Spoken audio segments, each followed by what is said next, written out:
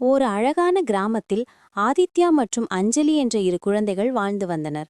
ஆதித்யா துருதுருவென இருக்கும் குறும்புக்கார பையன். அஞ்சலி அமைதியான கற்பனை திறன்மிக்க பெண். அவர்களுக்கு பிடித்தமான பொழுதுபோக்கு கிராமத்திற்கு வெளியே இருந்த வனப்பகுதிக்குச் சென்று விளையாடுவதுதான்.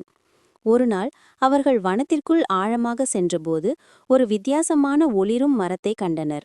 அந்த மரத்தின் அடியில் பெரிய வட்ட வடிவமான கல்கோப்பை ஒன்று இருந்தது.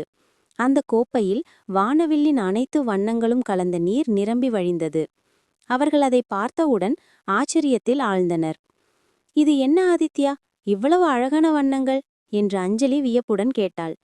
தெரியவில்லை அஞ்சலி, ஒருவேளை இது மாயாஜால கோப்பையாக இருக்குமோ என்று ஆதித்யா கூறினான். அஞ்சலி மெதுவாக தன் விரலை வண்ண நீரில் வைத்தாள். அடுத்த கணமே அவள் விரல் தொட்ட இடத்திலிருந்து ஒரு வண்ணப்பூச்சி பறந்தது. அது அப்படியே வானத்தில் ஒரு அழகான வண்ணப்பாதையை உருவாக்கி மறைந்தது. ஆதித்யாவும் அஞ்சலியும் மிகவும் உற்சாகமடைந்தனர்.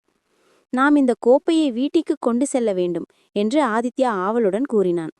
ஆனால் கோப்பை மிகவும் கனமாக இருந்தது. அவர்கள் இருவரும் சேர்ந்து அதை நகர்த்த முயற்சி செய்தனர், ஆனால் முடியவில்லை. அப்போது அஞ்சலிக்கு ஒரு யோசனை தோன்றியது. ஆதித்யா, நாம் இதிலிருந்து கொஞ்சம் தண்ணீரை எடுத்துச் செல்லலாம், ஒருவேளை அதிலும் மாயாஜாலம் இருக்குமோ என்றாள் அஞ்சலி.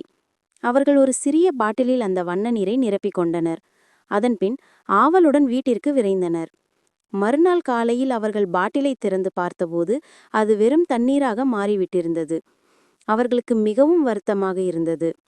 மாயாஜாலம் முடிந்துவிட்டதா என்று ஆதித்யா சோகமாக கேட்டான். ஒருவேளை அந்த மாயாஜாலம் வனத்தில் மட்டுமே இருக்குமோ, நாம் அங்கேதான் அதை கொண்டாட வேண்டும் என்று அஞ்சலி கூறினாள். அவர்கள் மீண்டும் வனத்திற்கு சென்றனர். ஆனால் இந்த முறை அவர்கள் வெறுங்கையுடன் செல்லவில்லை. தங்கள் ஓவிய பலகைகளையும் வண்ண பென்சில்களையும் எடுத்துச் சென்றனர். அந்த கோப்பை இருந்த இடத்திற்கு வந்தவுடன் அவர்கள் கோப்பையிலிருந்த வண்ண நீரை கொண்டு அழகான ஓவியங்களை வரைய ஆரம்பித்தனர். அவர்கள் வரைந்த ஒவ்வொரு ஓவியத்திலிருந்தும் வண்ணப்பூச்சிகள் பறந்து சென்றன.